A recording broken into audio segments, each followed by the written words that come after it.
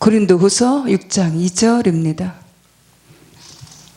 가라사대 내가 은혜 베풀 때에 너를 듣고 구원의 날에 너를 도왔도다 하셨으니 보라 지금은 은혜 받을 만한 때요 보라 지금은 구원의 날이로다.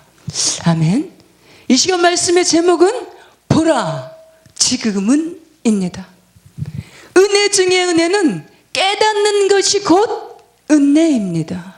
에베소서 3장 말씀에 그리스도의 사랑의 깊이와 높이와 넓이와 길이를 깨닫는 것이 곧 은혜입니다. 에베소서 2장 말씀에 죄와 허물로 죽을 수밖에 없는 우리를 그리스도의 사랑으로 성령에 주신 은혜를 깨닫는 것이 곧 은혜입니다.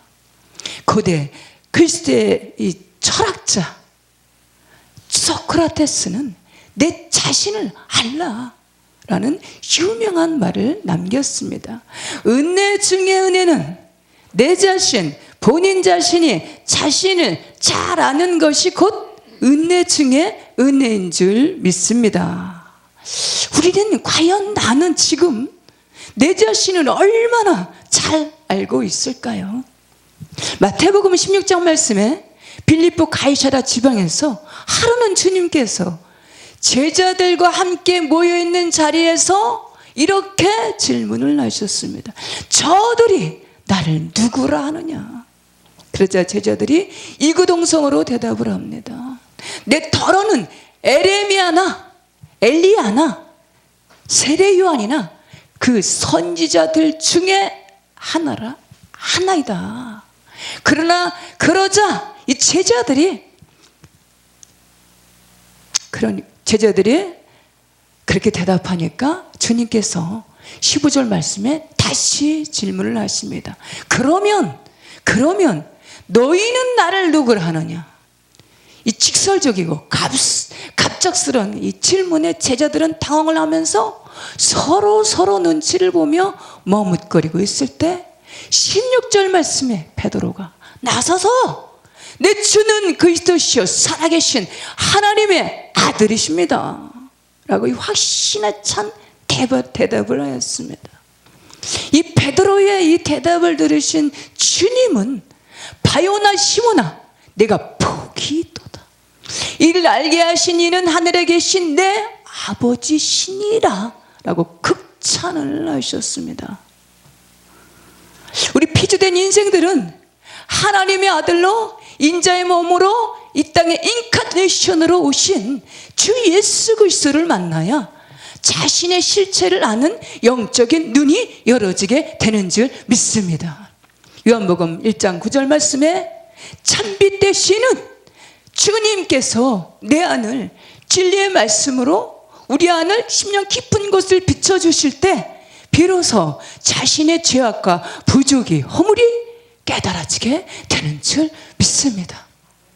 이러한 심령이 되어질 때 이런 심령들의 고백은 나는 주님을 떠나서 아무것도 할 수 없습니다 라는 고백으로 주님의 포도나무에 잘 밀착되어 붙어있는 가지가 돼서 비로소 아름답고 풍성한 열매들을 맺어 가게 하시는 줄 믿습니다. 간혹 주변에는 자신은 더 이상 회개할 것이 없다라고 주장하는 이 그리스도인들도 있고 이미도 자신은 성숙한 심령이 되었고 영적인 성숙한 경지에 이르렀다라고 장성한 분량이 된 것으로 알고 영적인 성인이 된 것처럼 더 이상의 성장을 기대하지 않아도 되는 것처럼 여기시는 분들도 있습니다. 한 번 구원은 영원한 구원으로 더 이상의 회개의 중요성을 심각하게 여기지 않고 한 번 구원은 영원한 것으로 이를 주장하는 어느 종교도 있습니다.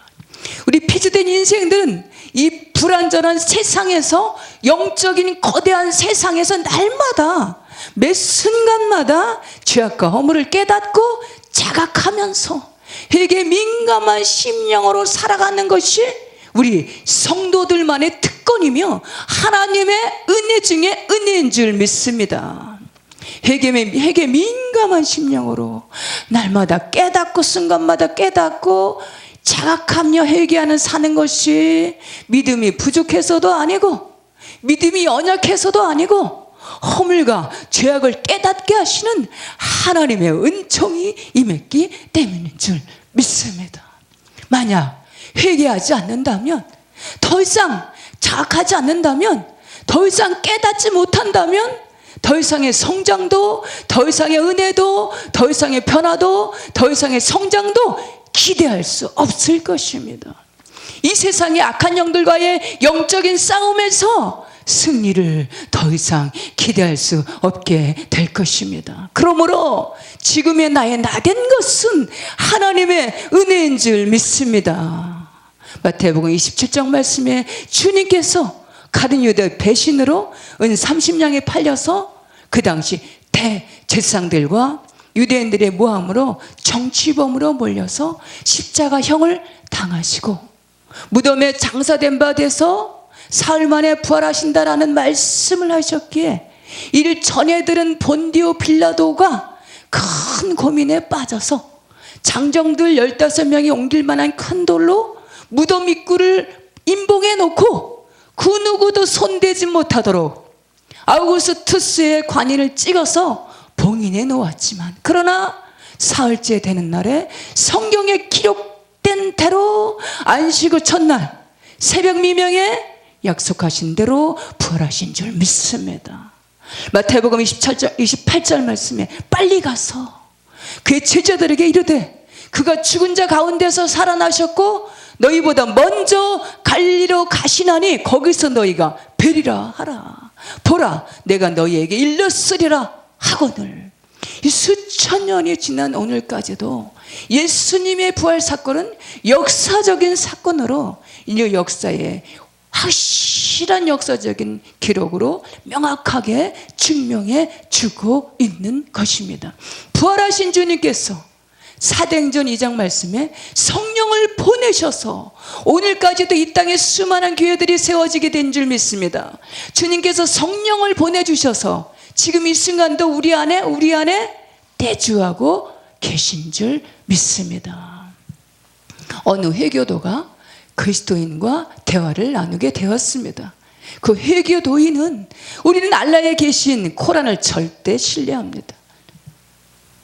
그러면서 그는 더 힘주어 말합니다. 그리고 우리들의 예언자 마호메트를 통해서 그 예언한 그 말을 확실하게 믿습니다. 그러나 그는 부활을 논할 수는 없었습니다. 공자도 맹자도 석가열애도 마호메트도 죽음 그 다음에 부활은 없는 것입니다.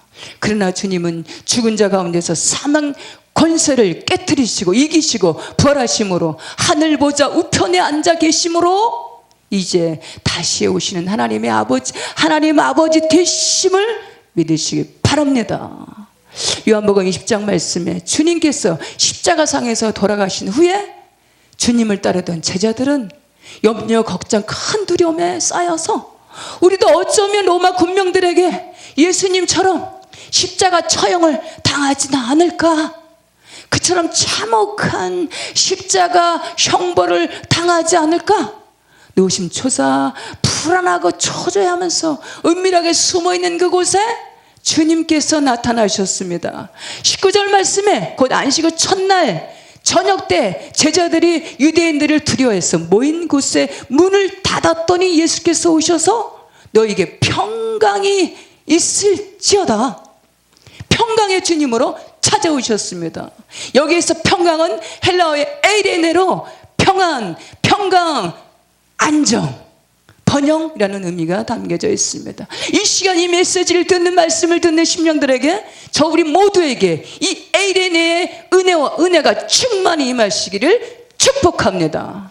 누가복음 10장 말씀에 또 여기 있다 저기 있다가도 못하리니 하나님 나라는 너희 안에 있느니라.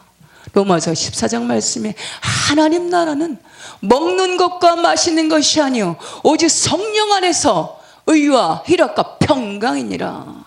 창세기 3장 말씀에 여호와의 낯을 피하여 동산 나무 뒤에 숨은지라.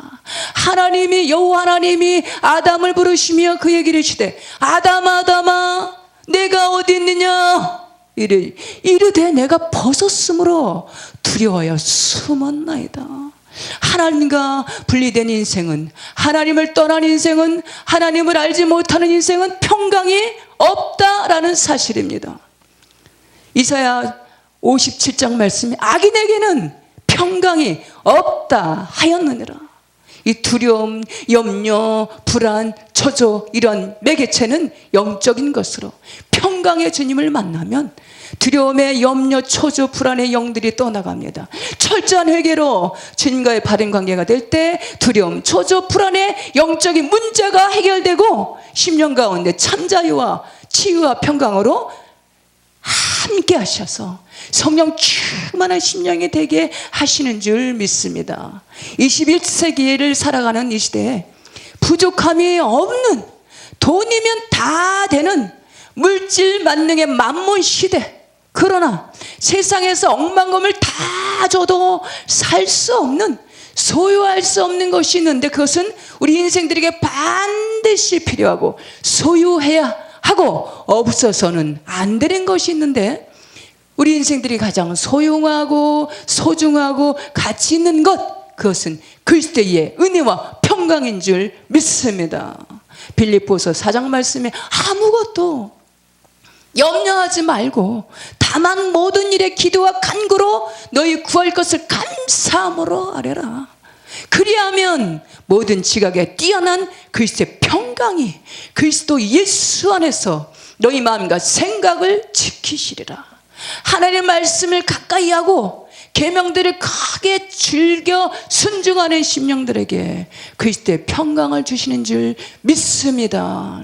시편 119편에 주의 법을 사랑하는 자에게 큰 평안함이 있으리니 그들에게 장애물이 없으리로다. 사도행전 3장 말씀에 베드로가 이르되 은과 금은 내게 없거니와 내게 있는 이것으로 내게 주노니 곧 나사렛 예수의 이름으로 일어나 걸으라. 마태복음 1장 21절 말씀에 보면 주 예수 그리스도의 이름은 우리 인생들의 죄와 허물을 사하시는 권세 있는 이름입니다. 사도행전 4장 12절 말씀에 다른 이로서는 구원 얻을 만한 구원을 받을 수 없나니 천하 사람 중에 구원을 받을 만한 다른 이름을 우리에게 주신 일이 없음이라 하였더라. 인류 역사에 주 예수 그리스도의 이름 외에 구원을 얻을 만한 다른 이름을 주신 일이 없다라는 것입니다. 요한복음 1장 12절 말씀에 영접하는 자, 곧 그 이름을 믿는 자들에게는 하나님의 자녀가 되는 권세를 주셨으니, 하나님의 자녀의 권세는, 하나님 나라의 백성의 권세는 예수 그리스도의 이름의 권세입니다. 찬송하는 권세, 예배자의 권세, 기도의 권세, 마가복음 16장 말씀에 귀신을 쫓아내는 권세, 병을 고치는 권세, 어떤 독을 마실지라도 해를 받지 않은 권세, 이 마지막 날에 저 천상을 향하여서 입성케 하시는 하늘 문을 여는 권세인 줄 믿습니다. 아멘, 할렐루야. 시편 33편 말씀에 하나님으로 힘쓰는 백성은 복이 있도다. 사무엘상 17절 말씀에 나는 만군의 여호와의 이름으로 곧 내가 모독하는 이스라엘 군대의 여호와의 이름으로 내게 딱 하노라. 사무엘상 30절 말씀에 그가 하나님 여호와를 힘입고 용기를 얻었더라. 시편 23편 4절 말씀에 내가 사망의 음침한 골짜기로 다닐지라도 해를 두려워하지 않을 것은 주께서 나와 함께 하심이라. 주의 지팡이와 막대기가 나를 안위하시나이다.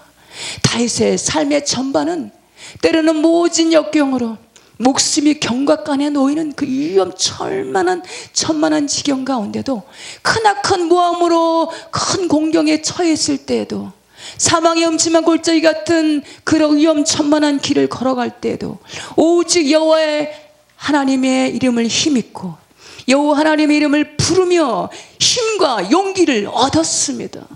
그는 마침내 때가 되매 그 이스라엘의 제2대 왕으로 등극해서 통일왕궁으로 이스라엘을 일으켜 세우는 위대한 인물이 되게 하신 줄 믿습니다. 에베소서 6장 말씀에 이 세상 악한 영들은 계속해서 예수 그리스도의 이름을 의지하지 못하도록, 신뢰하지 못하도록, 믿지 못하도록 우리 인생들의 상상을 초월해서 온갖 방해를 다 합니다. 이 진리를 왜곡하게 하고 창조 질서를 도전하게 하고 하나님 나라 복음을 믿지 못하게 하고 주 예수 이름을 온전히 신뢰하지 못하도록 온갖 실수와 방해를 다 쓰고 있다는 사실입니다. 우리가 살아가는 이 세상은 때론 풍랑이는 바다와 같습니다. 때론 잔잔하고 고요한 바다와 같고 때론 망망한 대해와 같습니다. 이스라엘 백성들이 가나안 땅을 향해서 걸어갔던 40년간의 그 기나긴 길을 걸어갔던 광야의 길을 걸어갔던 나그네의 삶과 같습니다. 하나님을 신앙하는 우리 그리스도인들의 하나님을 섬기는 삶이다 할지라도 하나님을 신앙하는 신실한 그리스도인들의 삶이라 할지라도 때론 본의 아니게 쓰러지고 넘어질 때도 있습니다. 때론 지치고 곤비할 때도 있습니다. 때는 주저앉아 버리고 싶을 때도 있습니다. 그러나 그 가운데 주 예수 그리스도의 이름을 온전히 의지하고 주 예수의 이름을 부르는 자에게, 하나님을 변함없이 사랑하는 자에게 힘과 용기를 얻게 하시는 줄 믿습니다. 결단코 승리의 길로 이끄시는 줄 믿습니다. 잘 되게 하실 줄 믿습니다. 말씀을 읽고 마치겠습니다. 보라, 보라, 지금은 은혜 받을 만한 때여. 보라, 지금은 구원의 날이로다. 아멘.